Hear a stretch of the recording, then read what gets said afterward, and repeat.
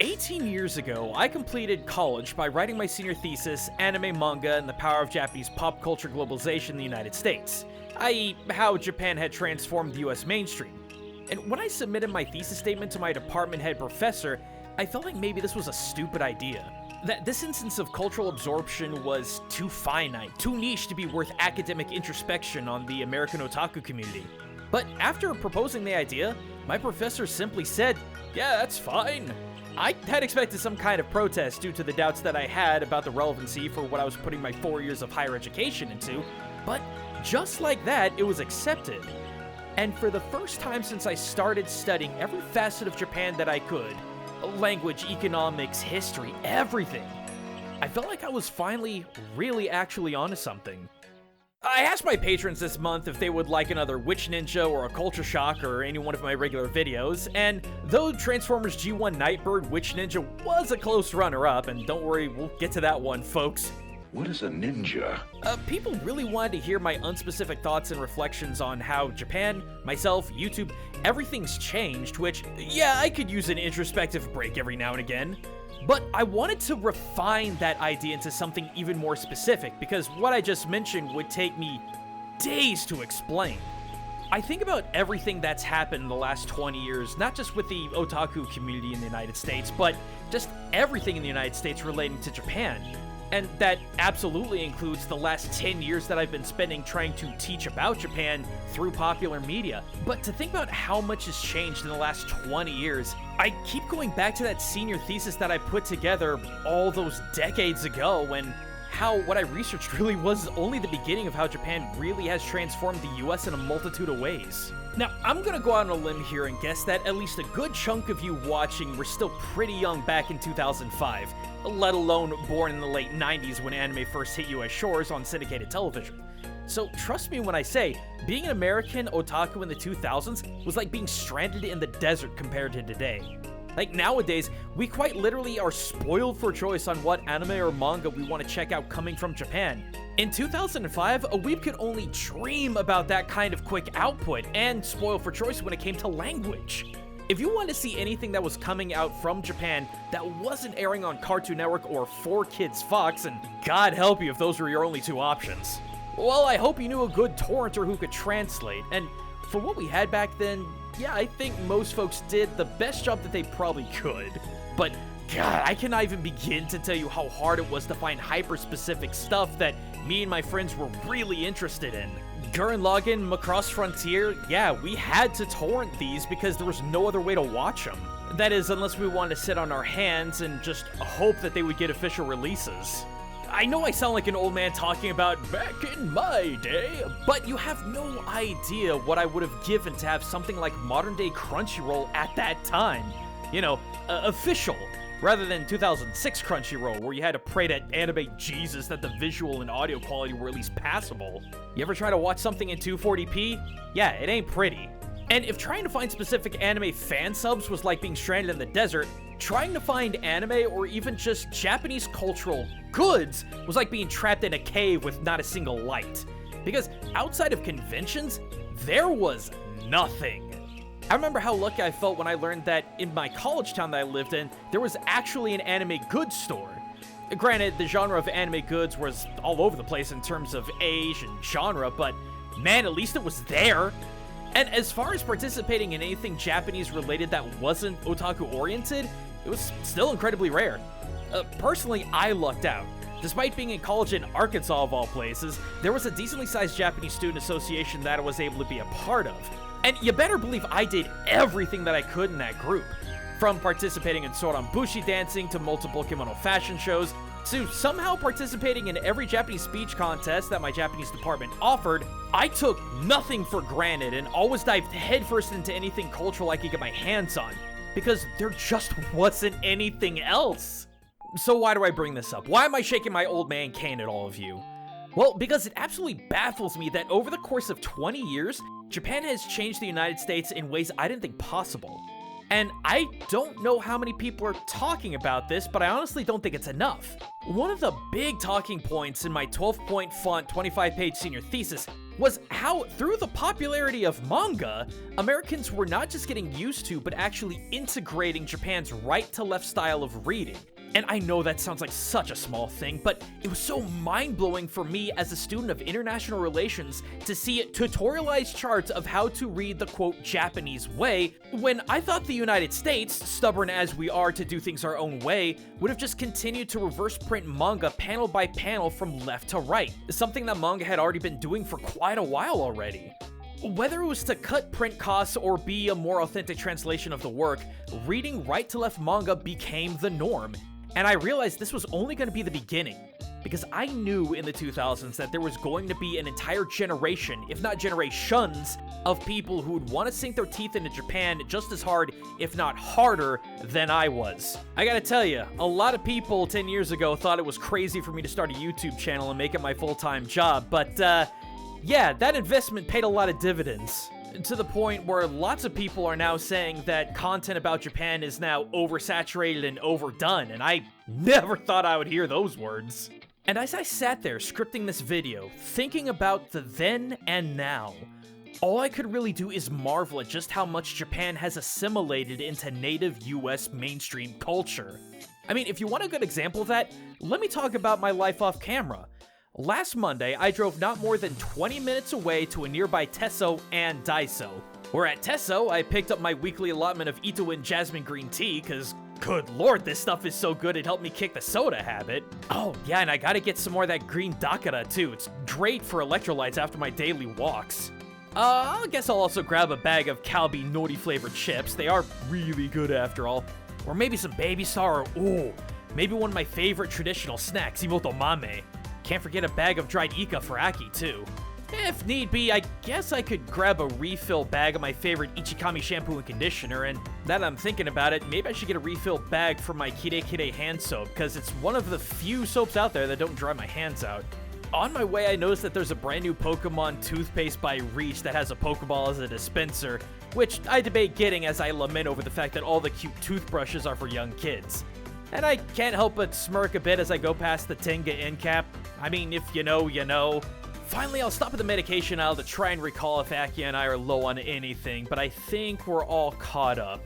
Had a quick flashback to when they had that sake-flavored Kit Kat and really did wonder if they were ever coming back. From there, I popped into Daiso to see that not only did they wheel out all of the brand new Easter stuff, but they've got a brand new aisle full of low-price items for Hanami. Not just basic decor, but things like felt pads to sit on or put stuff on, or disposable cups and bowls. You know, things that you need for a really good Hanami celebration outside. I took a turn and noticed that there's a lot of backstock of Oshogatsu goods as well. Makes me wonder if I should grab a couple of New Year's cards and prep for next year to send out to a few of my friends in Japan so I don't send them late next year again. Man, now that I really think about it, maybe I should go check out the other Daiso at the mall to see if they have different stock. Man, I really should have checked the other weekend. I did get kind of sidetracked with the new gachapon room that they set up not more than a few months ago at the front of the mall. I went looking through a couple of machines, but didn't really find anything I was looking for. Then after that, I took a quick stop at round 1 to see if there was anything new, but sadly it's a lot of the same old rhythm games, and poor Taiko no Tatsujin looked lonely. And man, the fighting game candy cabinets were looking even more lonely. It just felt like there were more and more UF pictures that were taking over the game centers rather than actual games. At least the karaoke rooms weren't going anywhere. God, I needed to grab some friends and drag them to a few hours of singing. It's been too long since we did that. But hey, at least there's that new Naruto arcade game that was coming, so that was worth something. I shook my head and came back to reality and decided to go over to the Hanabi ramen shop and grab myself a quick bowl as I sit in a wooden booth trying to remember everything we learned in taiko practice yesterday. We were trying to learn some different stuff in Miyake style, and while I really love it and have a lot of fun with it, it's really challenging for a big boy like me who works at a desk all day. I still think it's pretty rad that Tokyo Shokudo, an extremely cool Japanese restaurant, lets us practice there every Sunday before they open. I think to myself, man, 2 solos down, 2 more to learn for that piece. I think about the big performance that we want to play it at, the Roller Town Sumo Tournament. It always felt kind of weird that they had us play on the dohyo of all things, but it really was the best place to set everything up. I think back to last year watching and I remember how crazy it was to not just see the men wrestle, but how ferocious the ladies got when they would get their doskoi on in the ring. Weather sure was nice outside. Reminded me that Aki and I probably should go to the Japanese Botanical Garden soon. Well, maybe not too soon. Things were only just now starting to bloom, but I bet in a month the maples and the sakura were gonna look great. Gotta remember to bring some more change to feed the koi at the pond. I wonder if they still got the Mikoshi set up in the same area, or maybe they moved it down to the new tea house. I finished my bowl and head home thinking about how maybe Aki and I should put some early spring nabe together. Our fridge is still full of napa, negi, gailan, and bok choy, and if we don't eat them soon, they're gonna go bad. Alright, now, let me ask you something. If I didn't preface that story on the fact that I'm still living in the United States, how many of you would have assumed that I was just talking about my everyday life when I was living abroad during the JET program, or just going over to visit for a couple of weeks? If you said yes, don't worry, because the funny thing is, that was my life living abroad in Japan during my time in the JET program and visiting every once in a while for a couple weeks. I did go to malls that had round ones. I did go to Daisos and Tessos for all kinds of things. I did go to little ramen places to eat and reflect. I did go to botanical gardens in Japan for Hanami. I did play taiko for various local events. There was little that I did in Japan that I don't do in the US, and that is my point. 20 years ago, heck, even 10 years ago, I couldn't even fathom as an old 2000s weeb that I would have access to all of this. And not just everything my little otaku heart would desire, but the ability to experience all kinds of Japanese culture in so many different kinds of ways. I thought that was only going to be accessible to me if I lived in Japan. We've gone from little hole-in-the-wall Asian food stores in 2005 to massive Japanese markets like Mitsuwa opening stores in the States. Arcades that we thought legendary like Round 1 10 years ago, now having dozens of locations in the US. And while some of you may say that the above-mentioned shops are specifically for the Asian community around here where I live in Texas, you would be gravely mistaken. In the 8 years that I've lived here, I have seen all manner of people come and go to all of these different stores, arcades, other places of entertainment, everything. It's not just a Japan thing. Heck, it's not even just an Asian thing. It's an everyone thing now. Heck, I've also seen all manner of people from different ethnicities come and go from the taiko group that I've been a part of for the last 8 years as well. That isn't to say that there aren't any Japanese members. There's plenty of those, but my point is that this thing that we identify as so purely and culturally Japanese is being shared by so many different people of so many different backgrounds. I know it may sound stupid now, but back then, I never thought I would find a taiko group here in the United States.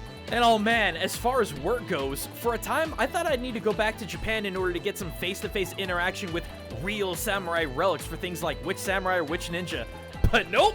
In downtown Dallas, there's a museum with an extensive collection of samurai armor, weapons, and accessories. Or for something a little closer to home, not more than a year ago, Aki and I took the plunge and made homemade anko. It wasn't the creamiest stuff that we ever made, but it was really good with the azuki beans that we were able to get.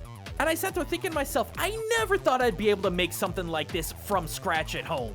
Not 10, 20 years ago at least. In fact, you know what? To cap off just how integrated Japanese life has been with US life, at least from my perspective, it's been less than a year since my taiko group had a special performance for the opening of multiple Uniqlo stores in my area. Multiple Uniqlo stores in my area. If you asked me back in 2006 when I was studying abroad in Japan if I would ever see Uniqlo at home, I would probably laugh at you and say no, but looks like the joke's on me. God, and that's the other thing. It's not like where I live in the US only has one of these Japanese day-to-day stores.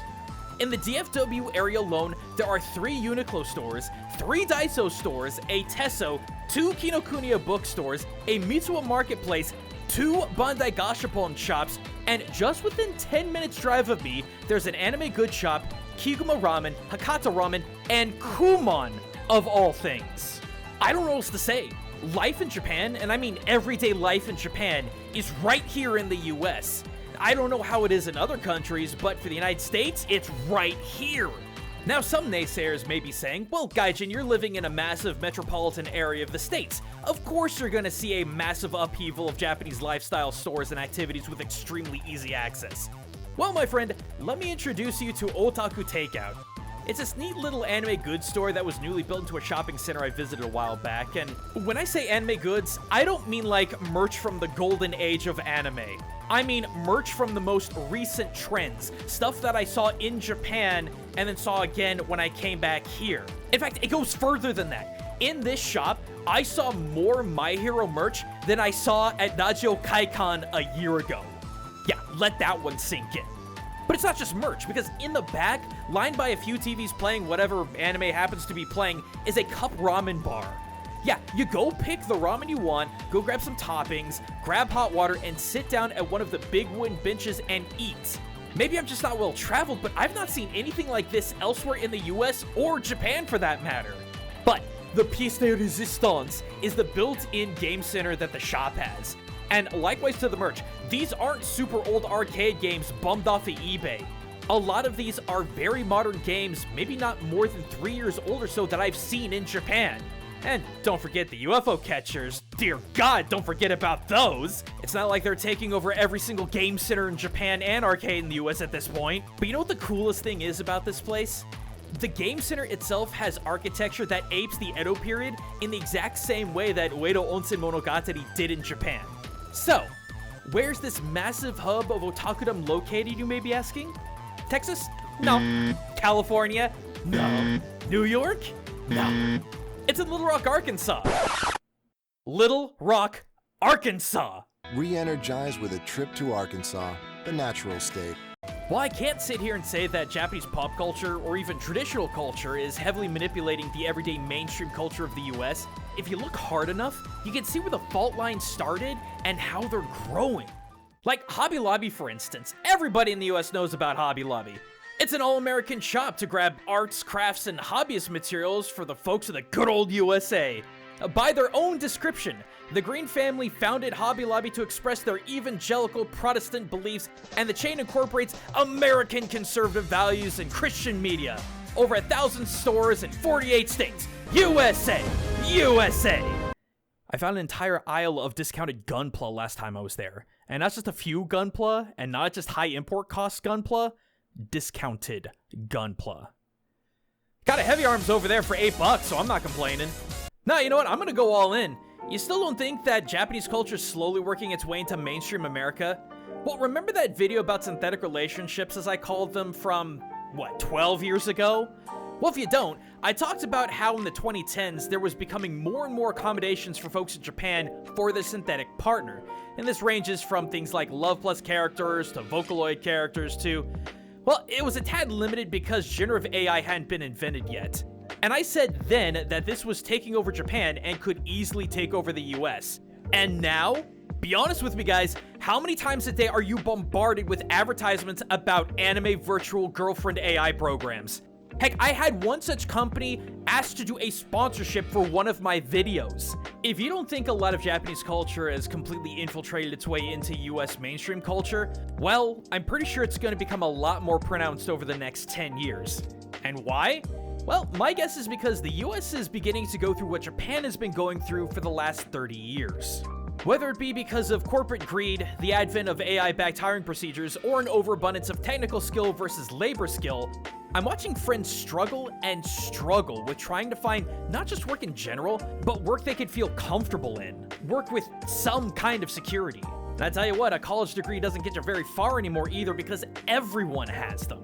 And what's Japan been going through after their economic bubble burst in the 1990s?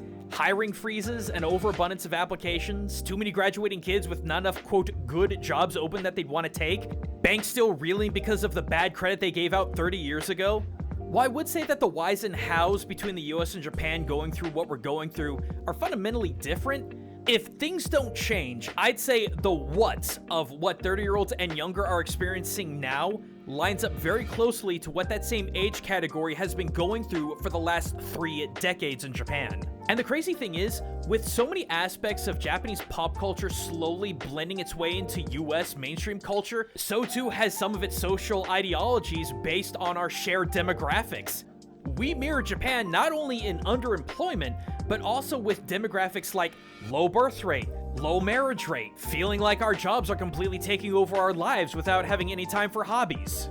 I mean, maybe considering the fact that the US has more lax policies on immigration and has more attention to detail and care involving mental illness compared to what Japan has, maybe this won't be as big a problem, but I would honestly be surprised if we don't start seeing Japanese social phenomena start to hit US shores, like the concept of hikikomori, people completely withdrawing from society because of just how hopeless they feel and insane everything feels around them. I don't know. Maybe our inherent salad bar of cultures that make up the US will kind of blunt that trend, but again, I called the popularization of AI relationships 12 years ago because then watching Japan do what it did sociologically over the last 20 years, seeing that the US was beginning to mirror it, I really believed that we were going to follow in Japan's footsteps. And we did. And now with the US and Japan's trends and demographics showing a lot of similarities combined with the mainstreamification of a lot of Japanese culture, I can't help but feel like things are only getting started. I don't know, gang. Am I crazy? Sometimes I feel like I'm crazy talking about all this, and if you disregard this entire video, I won't hold it against you. But I can't help but feel like East and West are gonna start sharing a lot of similarities in the next couple of generations. I mean, heck, the use of social media, TikTok, and Instagram, these are all sites being used by everyone worldwide, which is only going to increase globalization. I don't know. I just can't help but feel the fact that in 20 years, we've absorbed a lot more of Japan's culture than any of us realized, and we're only gonna absorb even more. I don't know. What do you think, gang? Let me know in the comments below, and thank you patrons again for continuing to let me do this for a living. I really am glad you all voted on this topic too. Not only did this video feel really good to put together and give me a lot of introspection, but I've got another more intimate idea in the works related to this that I want to do. But as always, gang, sub up, get notified, and until next time, everyone, this is Gaijin Goomba, signing out.